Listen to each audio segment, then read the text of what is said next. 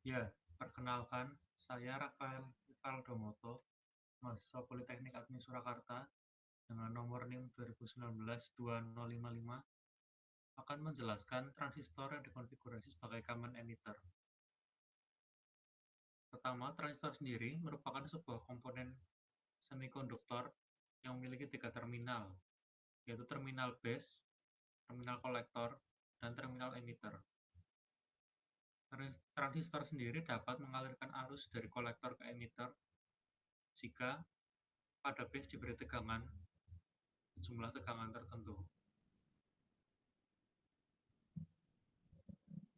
Konfigurasi common emitter sendiri merupakan konfigurasi di mana emitter menjadi common untuk kaki base dan kaki kolektor, yaitu dengan cara dihubungkan ke suatu referensi sumber tegangan atau ground. Salah satu aplikasi yang paling umum dari rangkaian common emitter adalah rangkaian amplifier dan rangkaian switching. Kali ini saya akan membahas rangkaian switching menggunakan transistor NPN yang dikonfigurasi sebagai common emitter. Pertama-tama, untuk membuat sebuah rangkaian switching dari transistor NPN yang dikonfigurasi sebagai common emitter, diperlukan sebuah transistor NPN, LED sebagai aktuator, 2 buah resistor, dan 2 buah baterai sebagai sumber tegangan. Kaki kolektor dihubungkan dengan sumber tegangan 12 volt, dan sumber tegangan 12 volt ini dihubungkan dengan resistor dan LED. Emitter dihubungkan dengan ground, dan kaki base dihubungkan dengan sumber tegangan dan resistor 100 ohm. Tegangan pada yang terhubung dengan base ini sendiri akan diatur nilainya sehingga dapat membias maju transistor, dan transistor dapat menjadi saklar tertutup. Transistor dapat dikatakan menjadi sebuah saklar karena dapat dipicu menjadi 2 kondisi, yaitu kondisi off dan on. Saat transistor diberi tegangan bias yang kurang dari nilai tegangan biasnya, pada umumnya tegangan bias transistor bernilai 0,7 volt jika bahan dari transistor tersebut adalah silikon. Jika base diberi tegangan bias kurang dari 0,7 volt,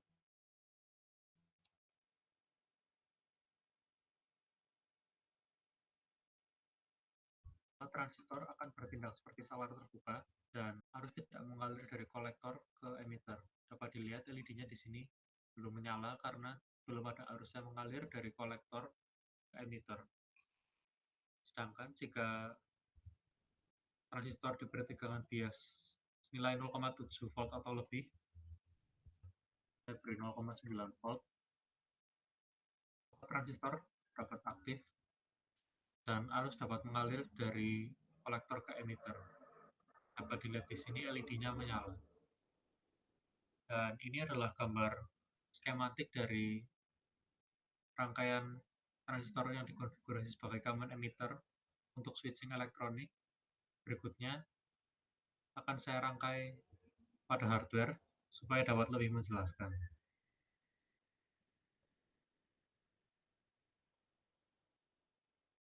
Berikut adalah rangkaian switching dengan transistor yang dikonfigurasi sebagai common emitter.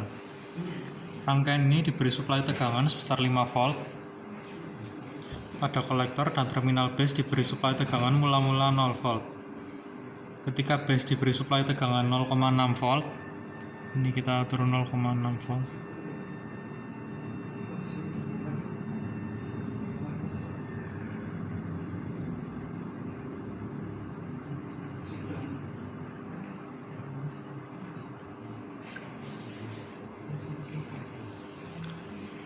Transistor mulai terbuka saat base diberi suplai tegangan 0,6 volt. Namun belum sepenuhnya. Ketika base diberi tegangan 0,7 volt ke atas, maka transistor terbuka sepenuhnya dan menjadi seperti saklar tertutup, sehingga LED dapat menyala lebih terang, tidak seperti saat 0,6 volt. Tegangan yang dibutuhkan untuk mengaktifkan transistor disebut tegangan bias maju. Tegangan bias maju diperoleh dari datasheet masing-masing transistor. Pada transistor D667, tegangan bias majunya bernilai 0,7 volt.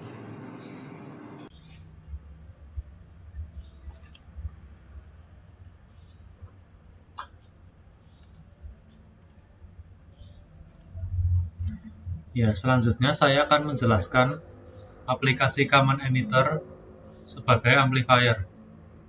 Bisa dilihat di sini adalah gambar dari rangkaian transistor yang dikonfigurasi sebagai common emitter yang diaplikasikan sebagai amplifier. Kita bisa lihat sini adalah sinyal inputnya. Kemudian di sini ada transistor coupling untuk memisahkan sinyal AC dan DC supaya biasing dari transistor ini tetap berjalan dengan benar. Kemudian ada pembagi tegangan di sini berupa transistor supaya arusnya mengalir pada base sesuai dengan jumlah yang diinginkan.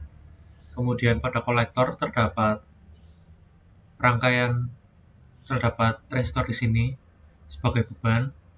Pada emitter terdapat ini bypass transistor, sehingga jika frekuensi sinyal input tinggi, arus dapat langsung melewati transistor dan voltage gain dari amplifier ini dapat menjadi maksimal. Sebelum kita merancang dan menghitung parameter yang diperlukan untuk membuat amplifier dari common emitter, kita perlu memahami ini output characteristic curve atau kurva karakteristik output dari transistor itu sendiri, supaya kita dapat memahami area-area kerja transistor dan dapat memanfaatkannya dengan optimal. Transistor sendiri memiliki 3 daerah kerja, yaitu daerah cutoff, di mana nilai IC sama dengan 0. Di sini dapat dilihat keterangannya, nilai IC sama dengan 0 dan VCE sama dengan VCC. Pada daerah ini transistor bertindak layaknya saklar terbuka dan tidak mengalirkan arus dari kolektor ke emitter.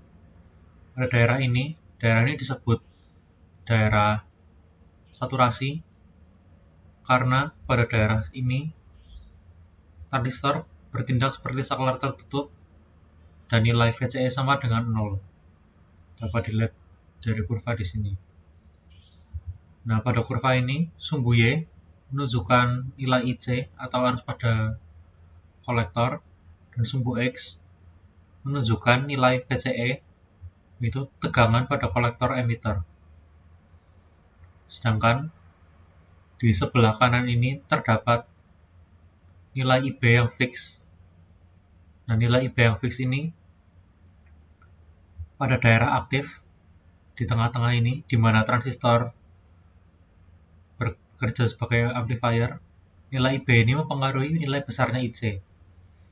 Dapat kita lihat pada daerah aktif di sini bahwa saat nilai IB 10 mikroampere, nilai IC berada di antara 0 hingga 0,5 miliampere.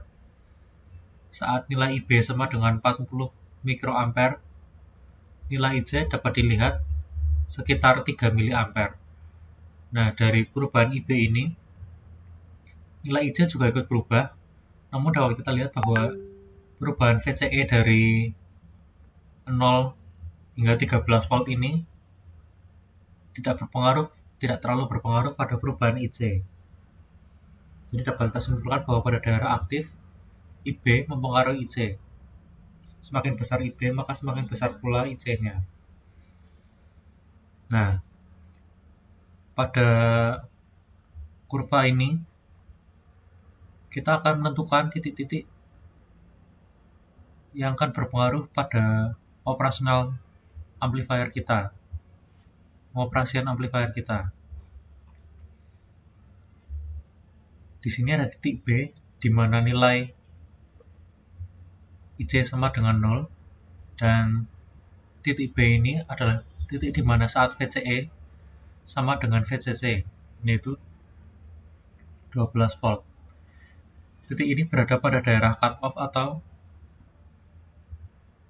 daerah di mana transistor bekerja sebagai saklar terbuka. Kemudian ada titik A, yaitu titik di mana IC mencapai nilai maksimum, dapat dihitung dengan rumus VCC dibagi resistor beban di sini. Kemudian ada titik M dan titik N. Titik M itu adalah titik dari amplitudo output amplifier. Titik M dipilih karena titik M tidak berada pada daerah saturasi, karena jika puncak dari output ada pada daerah saturasi, maka sinyal akan berpotensi untuk terdistorsi. Sehingga titik M dipilih pada daerah aktif, sehingga output yang didapat tidak terdistorsi. Titik N sendiri adalah titik lembah dari output amplifier. Titik N juga dipilih di atas daerah saturasi, masih dalam daerah aktif, supaya output yang didapat tidak terdistorsi. Nah, kemudian akan saya tunjukkan gambar rangkaian dasar dari amplifier common emitter. Ya, ini adalah gambar rangkaian dasarnya.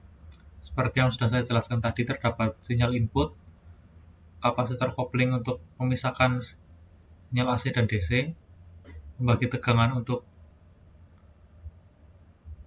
membias IB, mendapat IB yang tepat, resistansi beban, resistor beban, kemudian resistor pada emitter, dan bypass kapasitor.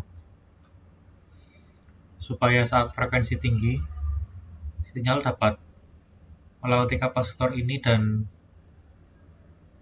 voltage gain atau penguatan dari tegangan dapat mencapai nilai maksimum. Nah, sekarang saatnya kita merancang sebuah common emitter amplifier. Sebelumnya, saya akan memberitahu bahwa tutorial ini saya dapatkan dari website Electronics-Tutorial, dan menurut saya tutorial ini sangat membantu sehingga saya bisa memahami konsep dari common emitter amplifier ini. Nah, pada contoh soal ini kita akan merancang sebuah amplifier dengan resistansi beban sebesar 1,2 ohm, suplai tegangan atau VCC 12 volt, dan kita juga perlu menghitung parameter-parameter lain yang diperlukan untuk rangkaian amplifier tersebut. Kemudian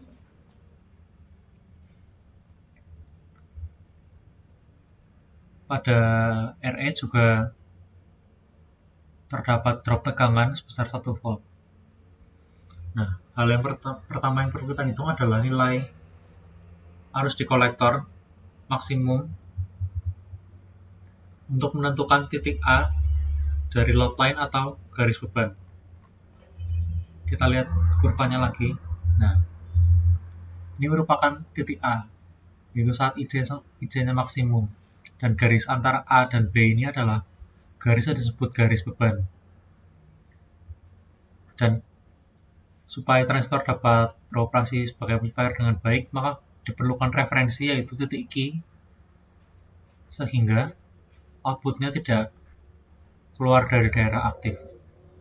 Intinya seperti itu. Kita akan mencari parameter-parameter yang diperlukan sehingga transistor dapat beroperasi pada daerah aktif dan memiliki referensi Q ini. Nah, IC sendiri dapat dihitung dengan rumus VCC min VRE dibagi RL.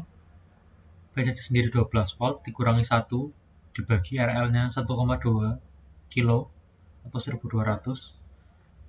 sehingga ditemukan nilai IC maksimum yaitu 9,2 mA. Pada saat IC maksimum, nilai VCE sama dengan 0 karena transistor mengalami saturasi. Nah, kemudian yang perlu kita cari adalah nilai IC pada titik Q atau pada titik referensi di mana kita akan bias transistor. Nah, titik Q ini sendiri biasanya diambil di tengah-tengah garis beban. Kita lihat di sini. Pada saat titik Q, IC bernilai sekitar 4,8 ohm. Akan kita buktikan dengan hitungan.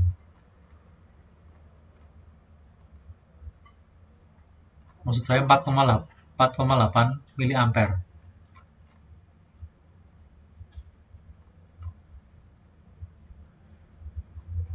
Nah, ini IC dapat dihitung dengan rumus VCC min VRE dibagi 2 karena di tengah-tengah load line dibagi RL-nya.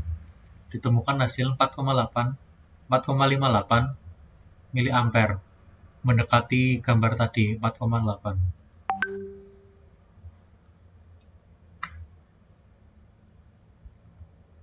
Kemudian yang perlu kita hitung adalah arus yang mengalir pada base atau IB. IB ini sendiri dapat diperoleh dari rumus IC per beta, di mana beta adalah nilai penguatan arus yang diinginkan. Pada rangkaian ini, kita ingin membuat amplifier dengan penguatan arus atau beta senilai 100 kali. Jadi dapat dihitung IB sama dengan IC per beta, yaitu 4,58 mA per 100, dan ditemukan hasil 45,8 mikroampere. Nah, untuk mendapat hasil IB ini diperlukan resistor untuk mendapatkan arusnya itu dari sumber tegangan. Jadi V dibagi R, maka akan membentuk nilai tertentu untuk IB-nya.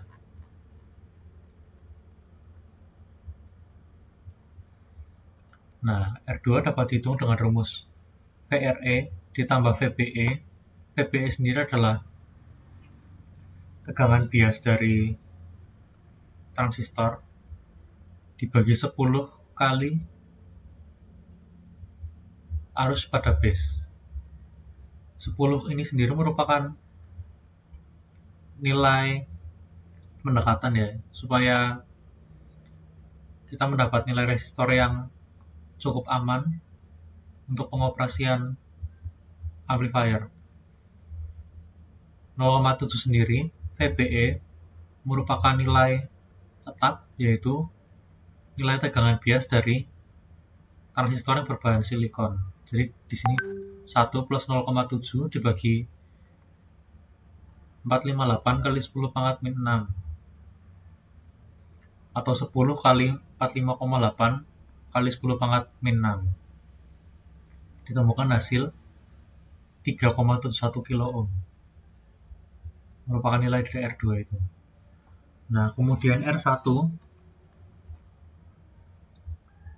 dapat dihitung dengan rumus VCC dikurangi VRE plus VBE. VRE plus VBE ini sebenarnya VR2 ya. Tegangan dari R2 itu sendiri. Bisa dilihat dari gambar rangkaian bahwa VR1 sama dengan VCC kurangi VR2. Nah, dibagi 11 kali arus pada base. Ditemukan hasil 20,45 kilo ohm. Selanjutnya, untuk mencari tegangan, untuk mencari hambatan pada kaki emitter atau RE, dapat digunakan hukum Ohm, yaitu VE dibagi dengan IE. Untuk itu kita perlu mencari IE. IE dapat ditemukan dengan rumus hukum Kirchhoff ya, di mana arus masuk sama dengan arus keluar. IC dan IB adalah arus masuk, sehingga IC tambah IB sama dengan IE yang harus keluar. Ya, IE sama dengan IC plus IB 4,58 mikromili ditambah 45,8 mikro ditemukan hasil 4,63 mili ampere. Nah, kemudian resistansi dari emitter itu sendiri VRE dibagi IE, di mana VRE tegangan dropnya itu 1 volt dibagi 4,63 mili ampere. Ditemukan hasil 216 ohm.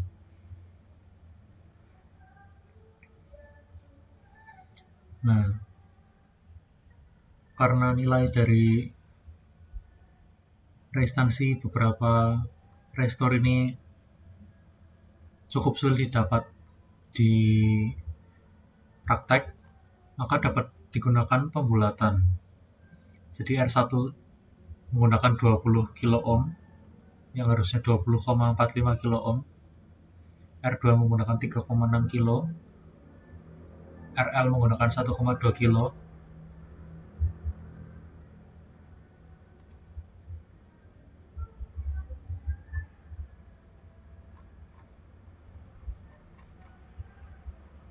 ya ini tadi parameter soal, dan RE menggunakan 220 ohm, pembulatan dari 216 ohm. Jadi ini gambar rangkaiannya. Kemudian selanjutnya akan saya demonstrasikan melalui simulasi Proteus ISIS.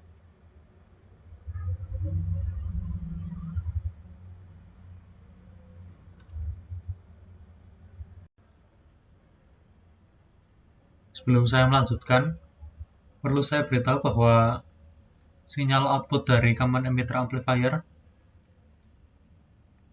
memiliki fase 180 derajat, sehingga perbedaan fasa dari antara input dan sinyal output yang 180 derajat ini akan menimbulkan kedua gelombang akan terlihat terbalik jika diamati melalui osiloskop. Selanjutnya akan saya jelaskan rangkaian common emitter amplifier menggunakan simulasi Proteus ISIS.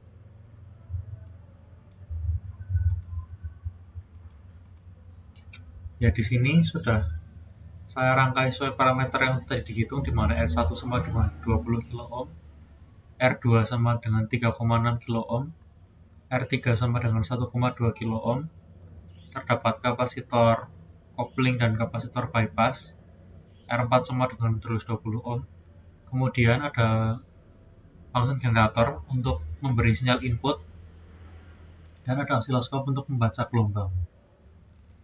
Jika kita amati menggunakan osiloskop, maka output dari common emitter amplifier akan seperti ini.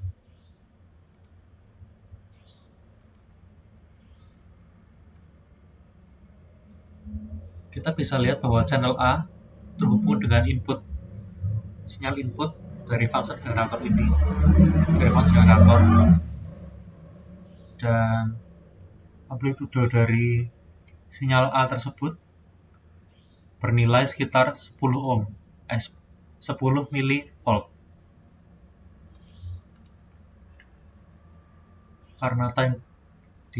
Karena volt divisionnya di sini 10 milivolt dan tinggi gelombangnya hanya kira-kira 1 kotak.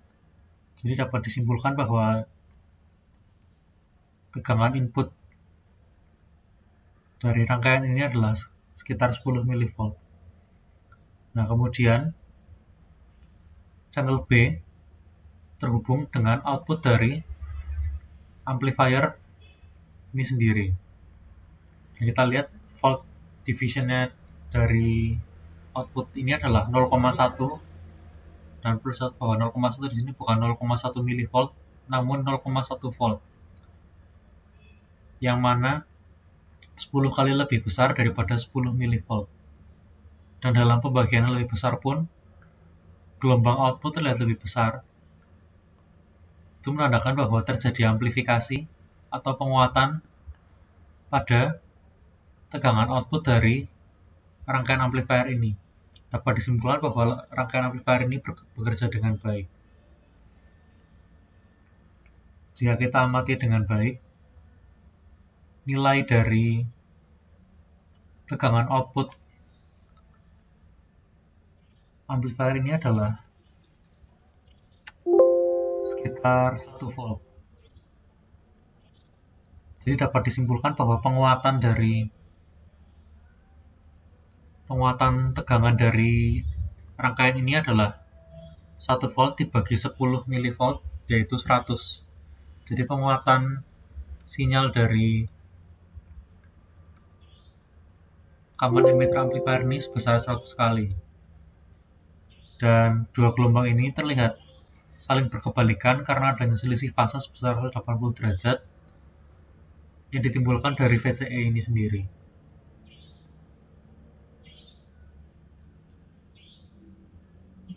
Demikian penjelasan dari saya mengenai common emitter.